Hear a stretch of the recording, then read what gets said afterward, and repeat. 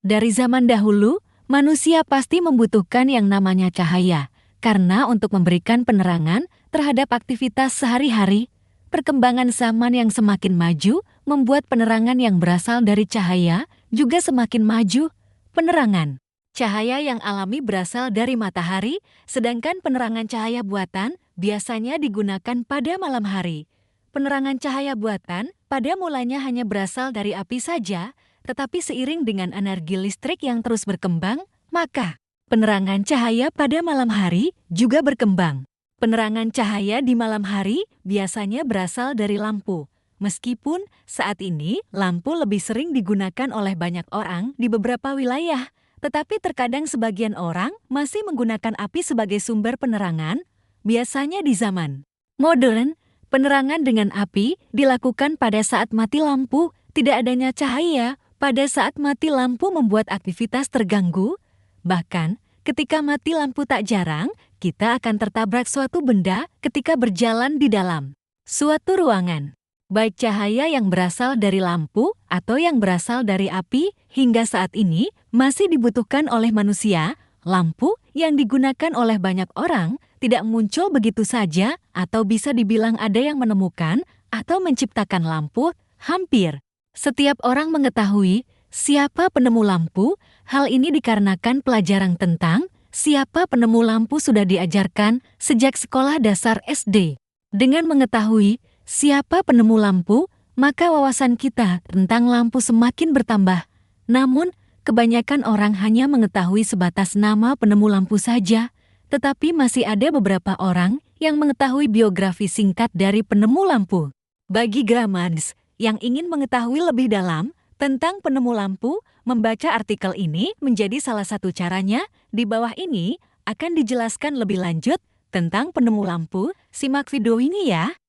Lampu pijar merupakan sebuah penemuan yang dikembangkan oleh Thomas Alva Edison. Lampu pijar dapat diartikan sebagai salah sumber cahaya buatan yang baru, bisa berfungsi mengeluarkan cahaya jika diberikan aliran listrik. Sementara itu, di dalam Kamus Besar Bahasa Indonesia KBBI, lampu pijar adalah lampu yang memancarkan cahayanya dari kawat berpijar di dalam bola lampu. Apabila mendapat arus listrik, lampu pijar terdiri dari filamen dan kaca. Kaca pada lampu pijar berfungsi untuk mencegah udara masuk ke dalam hingga mengenai filamen. Filamen yang dimasuki udara, maka akan rusak dan lampu menjadi tidak berfungsi atau tidak mengeluarkan cahaya. Filamen baru bisa berfungsi jika dialiri dengan arus listrik. Lampu pijar yang dijual di berbagai toko memiliki bentuk yang sangat beragam, serta tegangan voltase juga memiliki berbagai jenis. Ada yang berukuran 1,25 volt hingga 300 volt. Semakin besar yang dibutuhkan oleh lampu pijar, maka cahaya lampu pijar akan semakin terang. Begitupun sebaliknya, bahkan lampu pijar bukan hanya berfungsi sebagai penerangan saja. Dalam beberapa kasus, lampu pijar berfungsi sebagai penghangat ruangan atau meningkatkan suhu ruangan. Salah satu fungsi lampu pijar sebagai pemanas ruangan ketika diletakkan di dalam kandang ayam. Ayam akan terasa hangat ketika di malam hari, sehingga kesehatannya akan tetap terjaga. Thomas Alva Edison adalah ilmuwan dunia yang memiliki peran dalam perkembangan lampu pijar, yang dimana lampu pijar temuannya hingga saat ini manfaatnya dirasakan oleh banyak orang. Edison lahir di kota Milan, Ohio, Amerika Serikat pada tanggal 11 Februari tahun 1841. Ia adalah anak bungsu dari 7 bersaudara dan lahir dari keluarga yang sederhana. Namun, Edison memiliki kelemahan pada pendengarannya, tetapi sang ibu sangat mencintainya. Hal ini ditunjukkan dengan kasih sayang yang diberikan ketika merawat Edison, walaupun tubuhnya memiliki kelemahan. Terlebih lagi, Edison merupakan seorang anak yang suka mendengar nasihat dari orang tuanya. Edison memang memiliki kelemahan pada indera pendengaran sejak berusia 12 tahun yang disebabkan karena penyakit demam yang pernah dideritanya sejak kecil. Edison selalu percaya bahwa di balik kekurangan manusia, pasti Tuhan akan memberikan kelebihan pada hambanya. Maka dari itu, Edison tetap rendah diri dan selalu berharap mendapatkan hal-hal yang terbaik untuk dirinya. Thomas Alva Edison sangat suka sekali membaca, hingga tak terhitung lagi berapa banyak buku yang sudah dibaca. Buku-buku yang sering dibacanya merupakan buku-buku tentang ilmu mesin. Bagi Edison, ilmu mesin ini selalu menjadi daya tarik tersendiri untuk dikembangkan karena mesin akan selalu mengalami perkembangan mengikuti perkembangan zaman. Selain gemar membaca, ia juga sangat berharap agar bisa menjadi orang yang bisa bermanfaat bagi bangsa dan negara, serta dapat membanggakan kedua orang tuanya.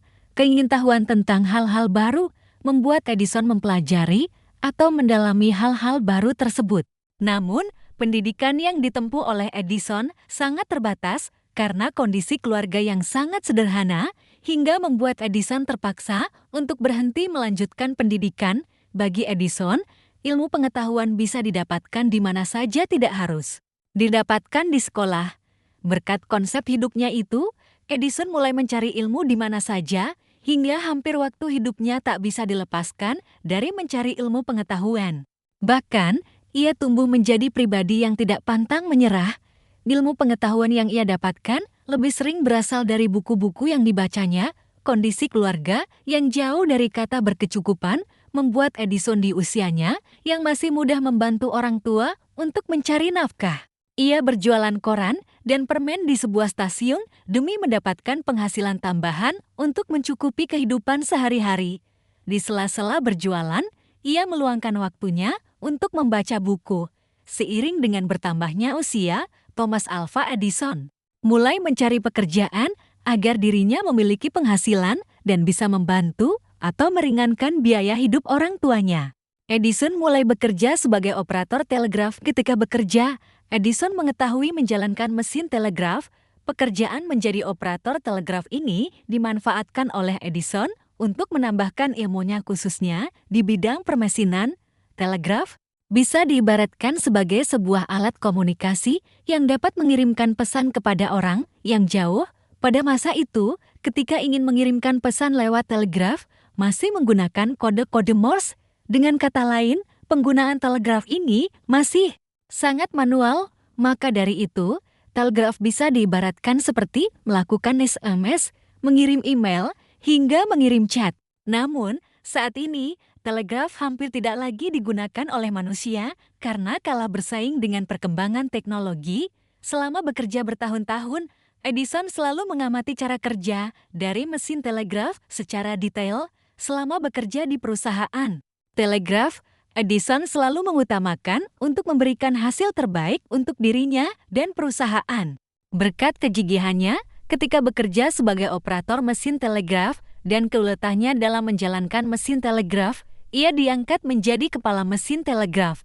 Mengembangkan mesin telegraf berkat hasil kerja kerasnya selama bekerja di perusahaan telegraf, Thomas Alva Edison mendapatkan banyak ilmu dari pekerjaan yang telah dilakukan. Hal penting yang didapatkan selama bekerja sebagai operator mesin telegraf adalah mengetahui cara kerja dari mesin telegraf. Dari ilmu yang didapatkan selama bekerja, ia manfaatkan untuk melakukan sebuah penelitian dan percobaan. Edison yang sudah memahami cara kerja mesin telegraf melakukan sebuah penemuan yang sangat penting. Penemuan itu berupa mesin telegraf yang dikembangkan. Edison melakukan penemuan ini karena ia merasa bahwa mesin telegraf sebelumnya masih memiliki beberapa kekurangan, sehingga Edison ingin sekali untuk membuat mesin telegraf lebih baik dari yang sebelumnya. Penemuan mesin telegraf yang telah dikembangkan ini terjadi pada tahun 1870. Keingintahuan tentang berbagai macam hal baru akan selalu memberikan manfaat untuk diri Edison.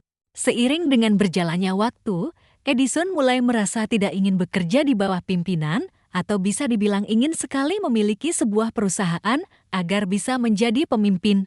Selain itu, ia beranggapan bahwa menjadi karyawan pada suatu perusahaan bisa membuat pengetahuan yang ada di dalam dirinya tidak berkembang lagi dan lagi. Berkat sifat kerja kerasnya, Edison berhasil membangun sebuah perusahaan telegraf. Perusahaan telegrafnya ini digunakan oleh banyak orang di Amerika Serikat pada masa itu. Hal yang lebih baik lagi adalah keuntungan dari hasil mesin telegraf ini. Ia tabung untuk modal membangun perusahaan yang baru. Dengan membangun perusahaan baru, maka Edison bisa mencoba berbagai macam hal yang baru terutama dalam hal penemuan. Di tahun 1869, Edison pindah New York, Amerika Serikat, dan di kota itu, ia mulai mencoba hal-hal baru dan berharap dapat mengembangkan berbagai macam penemuan. Lampu pijar yang telah dikembangkan dengan baik Thomas Alva Edison pada masa itu begitu banyak digunakan oleh banyak orang dan biasanya digunakan untuk menerangi halaman rumah, ruang tamu, kamar mandi, ruang tidur, dapur, dan sebagainya. Selain itu, harga dari lampu pijar ini sangat bervariasi, ada yang berharga terjangkau dan ada yang cukup mahal. Seiring dengan perkembangan zaman, bentuk dari lampu pijar sangat beragam, sehingga pembeli atau penggunanya bisa menyesuaikan lampu sesuai keinginannya. Namun, perkembangan zaman membuat lampu pijar mulai kalah dengan lampu neon. Lampu pijar memiliki warna kuning keemasan, sedangkan lampu neon memiliki warna putih. Meskipun saat ini, lampu neon sering digunakan oleh banyak orang. Tetapi tanpa adanya penemuan lampu pijar, maka lampu neon belum ditemukan. Jangan lupa like, komen, share, dan subscribe untuk tidak ketinggalan video menarik lainnya.